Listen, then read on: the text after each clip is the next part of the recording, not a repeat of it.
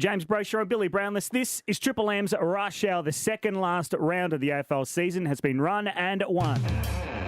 Wrapping up the weekend of footy. We get Purple in here and discuss footy.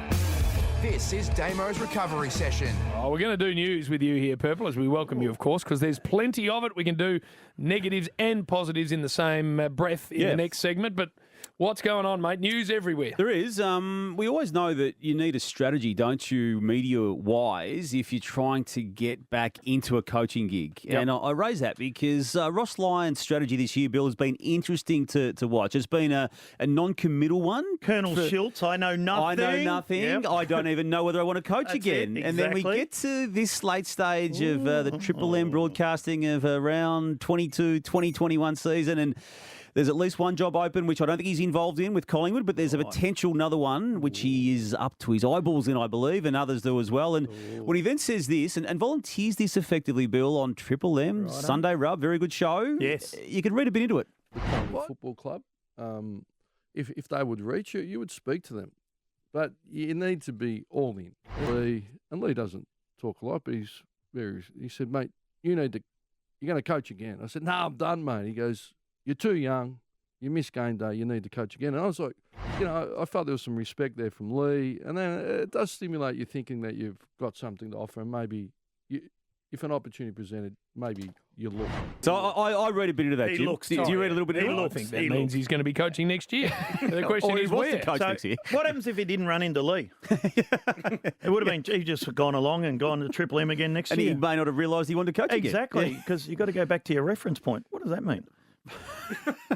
He talks in riddles sometimes. He does. I love him talking in media. I loved it when he was still coach of Fremantle. I loved it when he was coach of the Saints. I mean, he was dismissive so many times of us in the media. But so, do you reckon he will be dismissive like that again after working in the media? Absolutely, Bill. You talk about your reference point. That's Ross Lyon's reference point, and that's his reverting to type. And there's enough respect there, I think, from him to media and vice versa to know that's going to be the case. So, but I know that that's sounding a bit strange, but there are some times when you do have a conversation with someone that does clarify things for you that were muddied in your own mind, I reckon. Yeah. And a legend like Lee Matthews saying to him, mate, what the hell are you doing? Yeah. You're buggerising around, get back and coach. That's what you should. So maybe he was already thinking about it, but then after that conversation, he's gone, you know what? He's actually spot on. And someone like Lee, and Lee specifically, does have that effect on anyone, doesn't he? No matter what context of the conversation is. What else? So Ross Lyon, very interesting. It's just interesting. And I'm now most interested to see what he says on his own show on Wednesday night, Footy Classified, which he does. And he'll have a little line to use there, I think. Yeah, he will. Yeah. Willie Rioli, Bill, he's band's up, so he can officially play football again. I just can't see West Coast picking him because... Has he played any footy anywhere? No, I don't believe he has. He was allowed back to the club, but there was still a qualification clause under that water ban for substituting a drink bottle, a power drink to a power sports drink for his own urine. And look, I still think he was lucky to only get 2 years, not 4 for that, but that's another matter. He's allowed back. But I think, Bill, had they been surging toward finals, I think he could have presented as an X factor. They're not surging.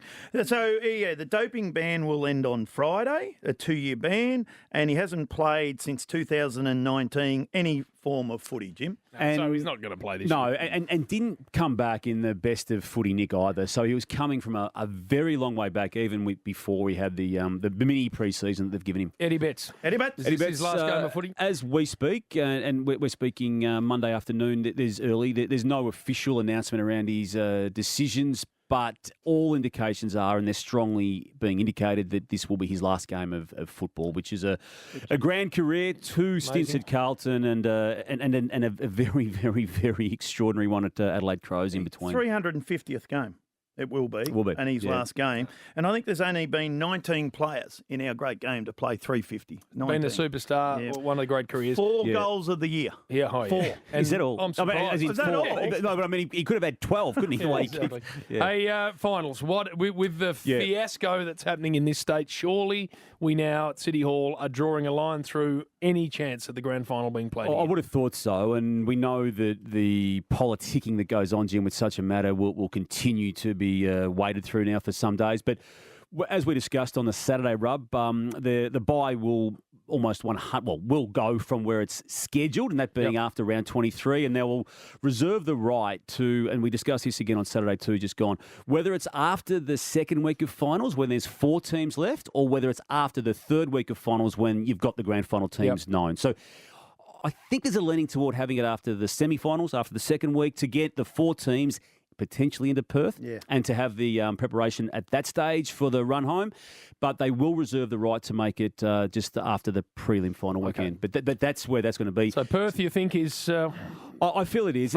It still needs to be waded through politically because they've got to break another contract here at the MCG. And even though, and we again, as we speak, this extension of lockdown is now up until September 2. So everyone can do the maths on that. There's no crowds appearing at the MCG. I was sitting in the pub yesterday, had the Geelong game up, not one person in the crowd, and on another screen was the Perth game. It's 3 extraordinary. levels, people everywhere. It was unbelievable. It's extraordinary to think it's the same country, isn't it? I know. For our home game too, so there's purple everywhere. They had a win. Beautiful. But it actually, even through the TV, didn't it? There was a level of energy coming at you, which we just haven't had. I mean, the desolate nature of what's unfortunately been happening in Victoria when it comes to everything, but obviously the viewing of sport is in such stark contrast. No, it is. Very glad to see Tom Hawkins get off.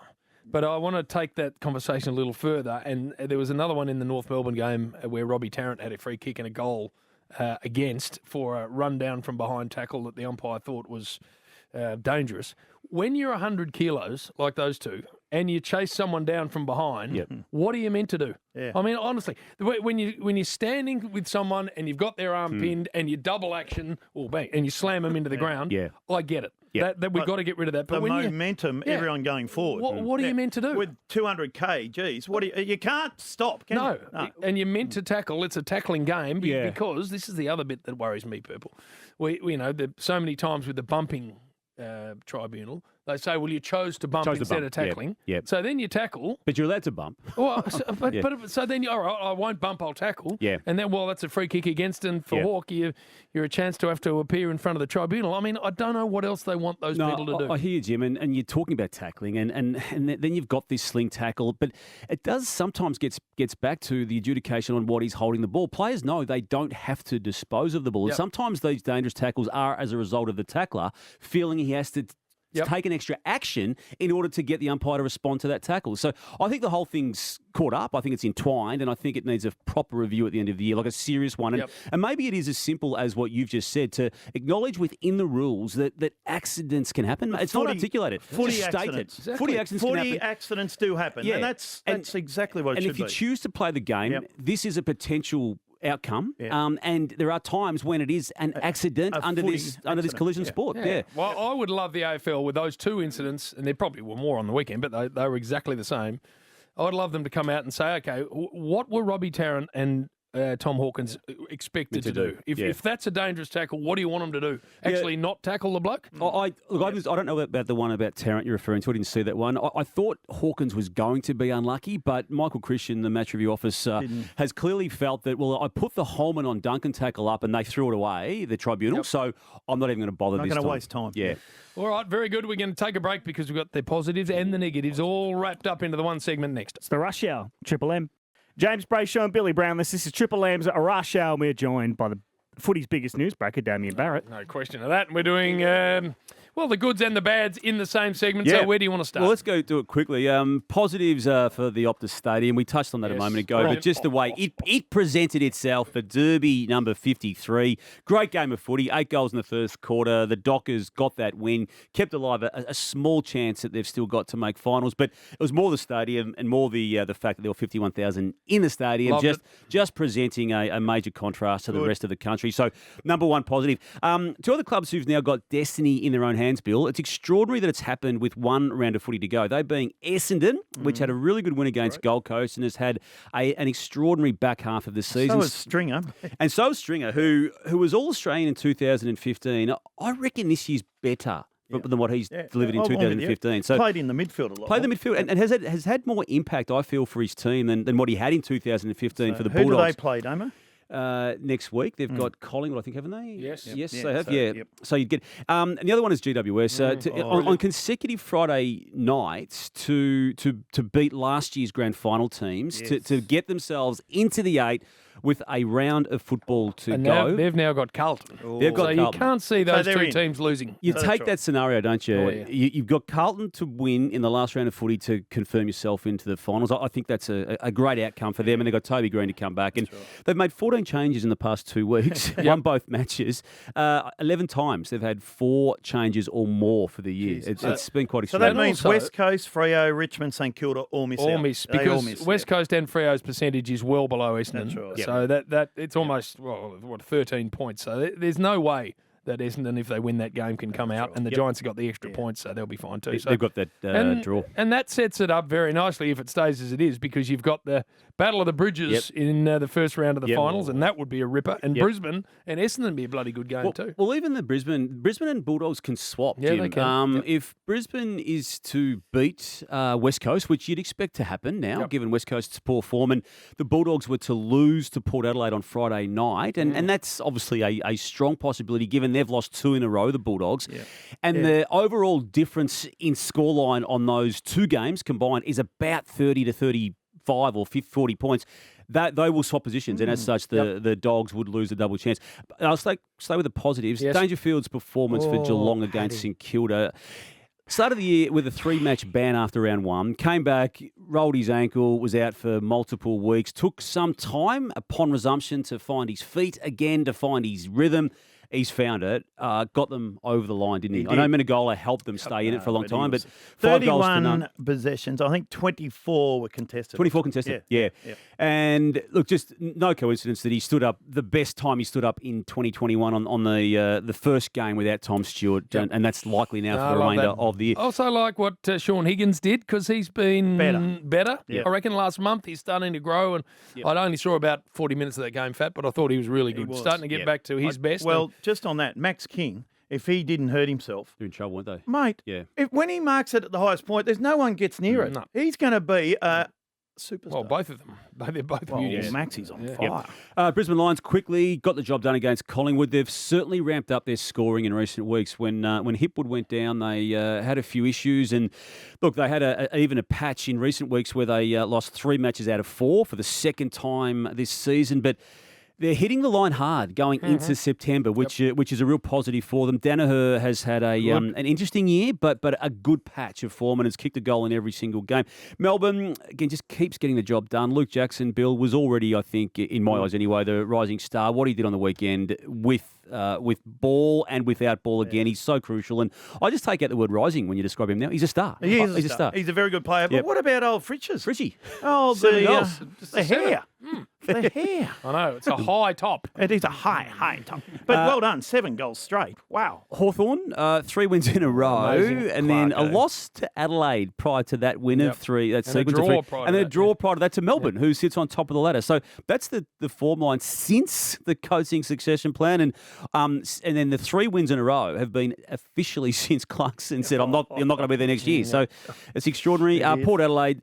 Gee, they've timed their run well, haven't they? A bit like Brisbane. They're A bit like Brisbane, yeah. starting to and really got their play key good players footy. back, and also just want to quickly sign off on Sydney Swans, who got the job done against North Melbourne without Buddy Franklin, who might be rested again, given they can't lose.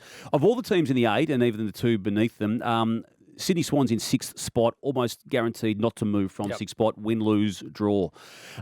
Negatives, Jim. Yes, go on. Western Bulldogs, real trouble. Essendon round 21, Hawthorn round 22. Now, Josh Bruce went down in the last seconds of that round 21 loss, so you can't attribute that to being the reason for that particular poor performance. But there's an issue there now, isn't there? And their midfield has lacked spark in those past 2 games. The back line, which has been a problem all year, has resurfaced. Peter Wright got hold of him 2 weeks ago, Bill. And Kaczynski, while he didn't kick a lot of goals, was still very, very crucial, wasn't he, to Hawthorn on the weekend with 2 goals. And, That's right. And also Lewis, the way he played. Exactly. And they kicked 5 goals themselves. 5. Yeah. 5 goals. Yeah. Not enough.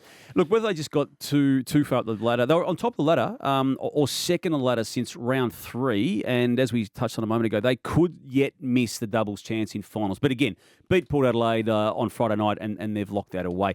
Yeah, but West Co- before we finish with them, their issue is around the footy. They were 17 down against Hawthorn. They were 19 down against Essendon. They're getting belted around the footy. And That's contested clearances, footy is something they always win. Exactly. So that would be the thing for Luke Beveridge. He'd be, how's this suddenly happening? Well, they got Dunkley back and they got Treloar Treloar back. back. So they've and got also them back. Vandermeer too. So, and they're getting belted. That's Yeah. strange. They're big losses in contested footy for the Dogs. So that would be his biggest concern. Yeah, and that is the biggest concern. West Coast, just a very disappointing footy club. Sorry, this year. Let's just isolate it to this year. They had some troubles last year. I think we all forgave them. They set themselves up. They were well positioned going back to around about the midway point and just after the midway point. But they're close to the season. And look, okay, they fought it out yesterday, got themselves back into it. But when you let the Dockers kick 8 goals in the first term, as happened, the game was done. Well, Purple, they've lost 3 in a row. If they lose to Brisbane, obviously, that'll be 4 in a row to finish the season. When they were 3 weeks ago in a really good position to maybe even get a home final, get to 5th. So that is and strange in game too for me. Yeah. They just go missing. They just have these big patches where they just give nothing. No. And that has never been the case under Adam Simpson. And you have a look at the names. They're still there, the names on paper. Yeah, they are. Yeah. No, they've been poor. They have. Poor. Richmond likewise. And like, okay, when you celebrate a club as we have now for Richmond in the previous 4 seasons, where they've won 3 flags and were unlucky in the one that they didn't win, well, you've only got to then rightly reflect upon what's happened this year. They've just fallen away and haven't given a yelp when it got really tough. And now I know there's been injuries, and yes, they are the main reason. But there's still enough talent when you talk about talent, Bill, as you did with West Coast. There's still enough talent on the Richmond list to be finishing higher than what they currently are on the ladder. Right, so we've talked a lot of negative, and we haven't got to Carlton. No, we need to get there now. What's happening? Well, 19 goals were kicked row. by Port Adelaide to finish that game after the Blues actually started okay. And What the hell? yeah, that's probably the best way to describe that, Jim. No goals in the second half. No 0. goals in the second half and 19 in total to 6 finish points, the game. Jim. 6 points they kicked. That's in the second half. No, so what happens? Taggy. They cannot continue the way they're going. No, and Clearly. well, we've been saying it now for weeks, and they won't. Their plan is to not act on the contents of the independent review until after this weekend's of footy, whether that timeline gets to change, whether David Teague wants an answer that he has previously not wanted until after round 23. But as we speak, Jim, on this Monday, that he will take the club into that particular game, and then they'll deal with their future beyond that. You got a 300 gamer.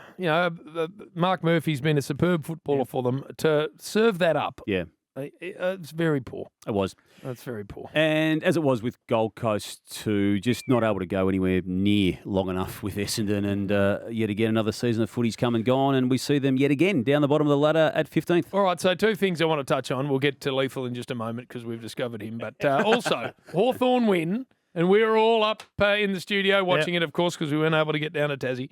And the whole focus was Clarko, everyone getting around him, including the players, and the love and the smiling. And we're all like, right, where's Sam Mitchell? Yeah. Where is he? Where was he? Eventually, we found him back of the room, leaning up against the wall. No tears. one anywhere near him.